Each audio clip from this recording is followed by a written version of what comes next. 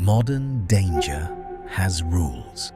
Predators today follow patterns, signals, distances, behaviors your brain has learned to read. That predictability is what makes survival possible. It turns chaos into something you can react to. Prehistoric predators didn't follow those rules. Your instincts would still run the same calculations: distance, intent, escape.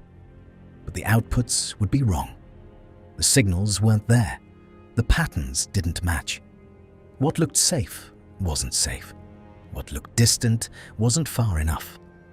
And by the time you realized the system had failed, you were already inside the kill zone. The pursuit didn't begin when you saw it. That's where the modern threat response framework fails. And it's the most important failure. Survival logic assumes detection is the start. You see the threat, the clock starts, you move. Distance equals time equals survival probability. Clean, functional, accurate against modern predators because they initiate visible pursuit, giving prey a confirmed start point. Hyenodon gave you no start time. The genus covered an extraordinary size range, from fox-sized species at the lower end to Hyenodon gigas, with a skull reaching 60 centimeters and a body mass approaching that of a modern rhinoceros. Across that range, the family shared a consistent morphological commitment. A long skull housing olfactory processing architecture built for scent tracking over distances and durations that visual pursuit predators don't operate on. The teeth were carnassial shearing blades designed for efficient meat processing, in a skull built for following a trail to its conclusion, rather than the explosive short engagement of an ambush specialist. Hyenodon wasn't built for the moment of contact. It was built for everything before the moment of contact. A scent trail remains viable for hours after passage under favorable conditions. Hyenodon detecting your trail meant the engagement was live. Target identified, direction of travel established, at a moment potentially hours behind your current position and kilometers from where you stood. You weren't present for the beginning of the hunt. You were already the subject of active pursuit before you had any information that pursuit existed. The behavioral implication is where the horror becomes genuinely difficult. Rest was the most dangerous behavior available to you. Stopping concentrated your scent at a fixed location, transforming a directional trail into a stationary target. Sleeping dropped your threat detection to zero at exactly the moment your scent signature was most precisely locatable. The animal following you didn't share your rest schedule. The recovery your body demanded was time during which the gap was closing, and your awareness of that closing was zero. There was no behavior available that didn't cost you something. Move, and you extend the trail. Rest, and you concentrate it. The choices weren't safe or dangerous, just different rates of deterioration, with Hyenodon behind you running patient arithmetic that didn't depend on urgency. Endurance decided the outcome. Yours ran out first. The attack wasn't the horror. It was the resolution, the end of a process already running for hours, closing distance through terrain you had crossed, rested in, and trusted as cover. The horror was the process. Every pause, every moment of false safety inside a pursuit you couldn't confirm. The horror was not knowing. And not knowing didn't stop the knowing from arriving. Hyenodon hunted through invisibility, the pursuit operating below your awareness until the gap closed to the point where awareness no longer mattered. Amphitryon removed even that. With Amphitryon, you could see it. You could confirm the pursuit. You could watch it closing distance across open terrain with the measured movement of an endurance predator. Not explosive like a cheetah, not sudden like Carnotaurus, but something worse. Something that was still there, long after it should have stopped. Amphitryon, the bear dogs, a family distributed across the Miocene of North America, Europe, Africa, and Asia, produced multiple species across a size range that peaked in animals reaching 300 to 400 kilograms, heavier than a modern lion, with limb proportions that didn't match either of the categories their common name suggests. Neither bear nor dog, but something that took the skull and dentition mass of a large carnivore and mounted it on legs structured for endurance movement, rather than the burst speed specialization of modern large cats. The combination produced an animal that could cover ground persistently, not maximally fast, persistently, at a pace that remained biomechanically economical across distances and durations that resolved the engagement for a modern big cat several kilometers and several minutes earlier. The disengagement threshold is what separates this from modern encounters. Modern predators that fail initial contact usually abandon pursuit within a defined range. Sustained chase becomes too costly. Lions stop, cheetahs stop, tigers stop. Prey behavior is calibrated to that threshold. Reach it and you're safe. Amphitryon moved that threshold. Its locomotion ran a flatter cost curve over distance. The point where pursuit became uneconomical arrived later. You couldn't reach the finish line because the finish line was further than you could run. What should have been safety was just distance. A gap still closing, not yet at the point where abandonment made sense. The psychological architecture of that situation is distinct from every other predator threat covered in this series. Against Tyrannosaurus, the horror was scale. The recognition that the physical differential removed meaningful agency from the encounter. Against the ambush predators, the horror was surprise, the absence of warning before contact. Against Hyenodon, the horror was invisibility, the pursuit happening outside your awareness. Against Amphitryon, the horror was confirmation without resolution. You knew the pursuit was happening. You could see it. And seeing it didn't give you anything useful to do with the information, because every response your threat assessment system generated, run faster, find cover, use terrain, was a response calibrated to a disengagement threshold that wasn't where you expected it to be. Running faster only delayed it. Amphitryon's advantage wasn't top speed, but what it could maintain after you couldn't. Terrain didn't solve it either. Dense cover slowed you more than it slowed something built for sustained tracking. The actions that felt like survival weren't escape. They were adjustments, changing how fast you lost, not whether you lost. Modern predators kill cleanly because they can't afford not to. That sentence sounds like it's describing mercy. It isn't. It's describing economics.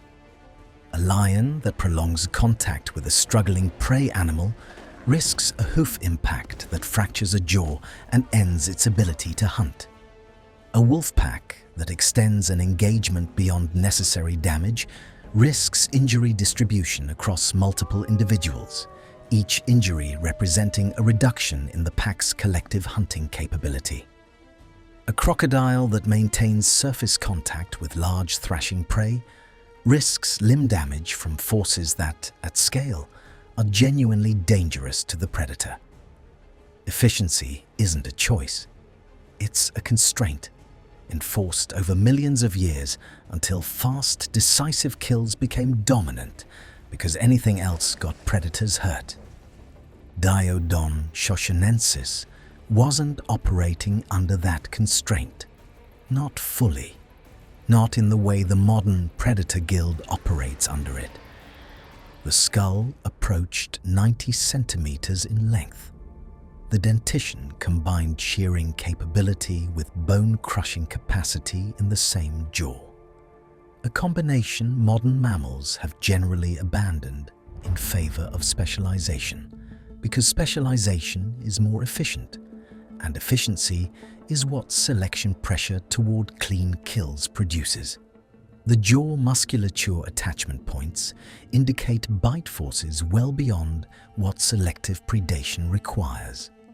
The bony facial rugosities and cranial protrusions consistent with intraspecific combat suggest an animal that was violent enough toward its own kind that it developed structural reinforcement to survive encounters with itself, which is a level of routine violence that reframes what Diodon's baseline behavioral state actually was. This wasn't an animal that escalated to violence under specific conditions. This was an animal for which high-impact physical engagement was normal enough to leave marks on the skeleton. The behavioral implication is an animal without the hesitation architecture that modern large predators carry. Modern predatory hesitation isn't weakness. It's the behavioral expression of injury risk calculation running in real time, the momentary assessment of whether the engagement's expected return justifies the engagement's expected cost. That assessment produces the behavioral tells your nervous system was built to read. The pause before commitment. The threat display that precedes physical engagement. The withdrawal when the cost-benefit calculation shifts unfavorably. These are the readable signals that make modern predators navigable in a way that prehistoric ones weren't. Diodon's morphology suggests different parameters. An animal that could process bone didn't need to preserve prey condition. There was no such thing as unnecessary damage. Everything was usable. The constraint modern predators operate under simply didn't apply. The fossil record supports this. Bone damage shows crushing, punctures, and drag marks, evidence of prey being repositioned during feeding. That implies resistance, movement, a problem still being managed. Dead prey doesn't behave that way. The jaw reinforces it. Bite and hold mechanics functioned as restraint, not a clean kill system. Feeding and killing weren't separate stages. They overlapped, a single extended engagement with no pressure toward immediate death. That's where it breaks modern understanding. We're used to predation as an event, fast, defined, resolved. Diodon represents a process. It begins at contact, continues through feeding, and ends only when the prey's physiology fails, not when the predator is designed to end it. The horror isn't size, speed, or tracking. Others exceed it there. It's the absence of restraint. The engagement ended only when nothing remained that its jaws couldn't process, which, given what those jaws could handle, meant much later than any modern framework predicts. The fossil record preserves this, in bone damage, in drag marks, in feeding traces that don't compress into clean sequences. The bones record duration. They describe a process, not an event, and a process with no built-in end. It simply continued, until it didn't.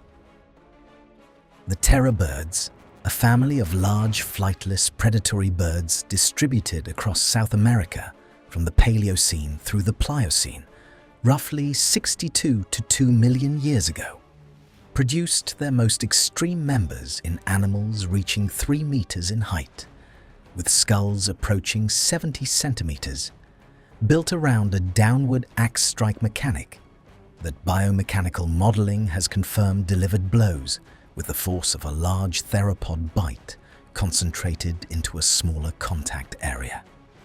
The beak didn't function like a modern raptor's, gripping, tearing, maintaining contact. It functioned as a delivery system for a high-speed vertical impact, the neck musculature driving the skull downward into prey with a force the prey's skeletal structure wasn't built to distribute. The strike would transmit kinetic energy through whatever it contacted with a speed and localization that bone couldn't redirect. Kelenken-Guillemois, one of the largest Forus racids operating in Miocene Argentina, had leg proportions biomechanically consistent with speeds approaching 50 kilometers per hour over short distances. For context, the fastest human sprint peaks around 44 kilometers per hour, briefly under ideal conditions. Sustained escape speed under stress is far lower. That gap isn't manageable. It closes regardless of what you do, dictated entirely by the predator's speed, not your decisions. Terrain made it worse.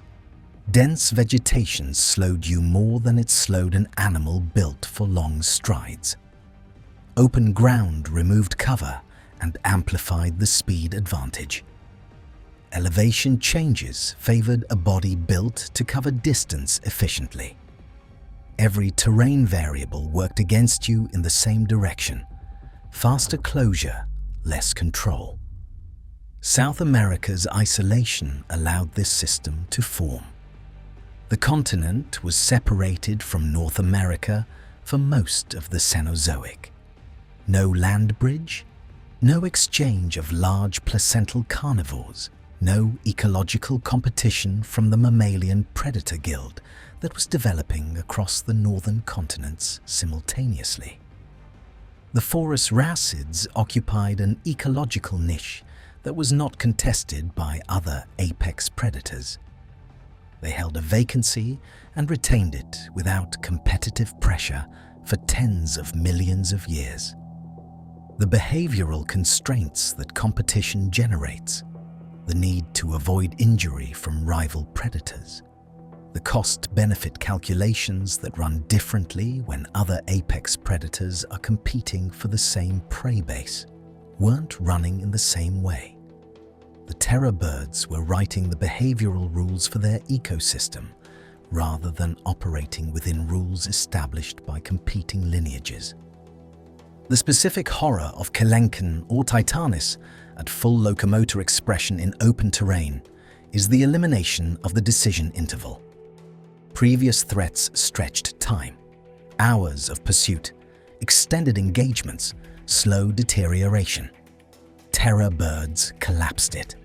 Detection and contact were nearly the same moment. Every threat covered so far operated through physical architecture. But Troodon formosus, or the broader troodontid group, carried the highest brain-to-body ratio of any non-avian dinosaur. Combined with forward-facing eyes and true binocular depth perception, it operated in a cognitive tier unmatched by other dinosaurs. At around 50 kilograms, it wasn't large, but size wasn't the point. The combination of intelligence and predatory vision is already among the most effective systems in modern animals. Modern corvids solve problems, use tools, and communicate threats. Raptors adjust hunting strategies mid-pursuit, coordinate roles, and learn prey behavior over time. Troodon was running a version of that architecture in a late Cretaceous ecosystem. The danger wasn't the first encounter, it was the second. An intelligent predator doesn't just fail and reset, it updates. Each failed hunt becomes input, refining the next attempt. Your survival behavior, repeated in the same territory, was teaching it how you survived. The nocturnal factor removes the remaining margin. Troodon's eye structure suggests strong low-light capability, likely crepuscular or nocturnal. The period when most animals rest, when detection drops and fatigue rises, was when Troodon operated best. Rest became exposure.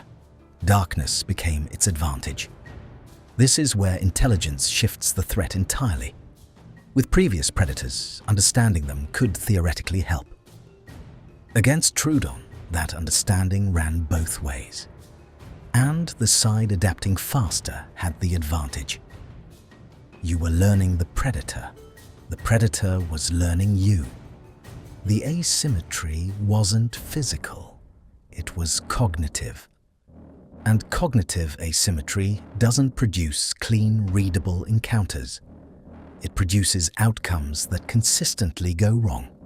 Escape routes already covered, rest locations within its range, patterns you didn't realize you were repeating, already anticipated. Modern intelligent predators are still readable because they calculate risk. Hesitation, withdrawal, signals your brain can interpret. Troodon likely operated with intelligence, but fewer of those constraints. Adaptive, but less predictable. Learning without clearly signaling intent. The result wasn't just a predator. It was a system that updated faster than you could. The others were dangerous because of what they were built to do. Troodon was dangerous because of what it was built to learn, and it had been learning long before you arrived.